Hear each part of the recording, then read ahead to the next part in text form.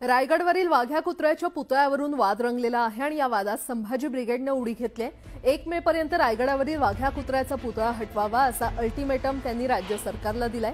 राज्य सरकारने हे अल्टिमेटम पाळलं नाही तर 1 मे नंतर संभाजी ब्रिगेड रायगडवरील वाघ्या पुतळा हटवणार असल्याचा इशारा संभाजी ब्रिगेडचे महासचिव सौरभ खेडेकर यांनी दिलाय। मराठा जोडो यात्रा संपल्यानंतर 1 मेला आम्ही पुतळा हटवणार असल्याचा इशारा संभाजी ब्रिगेडकडून देण्यात आलाय। संभाजीराजेंनी पुढाकार घेतलेला आहे। सरकार त्यांना कुठल्या प्रकारचा प्रतिसाद देतं किंवा त्यांच्या मागणीला किती गांभीर्याने घेतं हे आम्ही मराठा जोडो अभियान संपेपर्यंत बघू। अन्यथा सरकारला मी आपल्या माध्यमातून इशारा देत आहे की मराठा जोडो अभियान हे 1 मेला याचा समाप्त होणार आहे।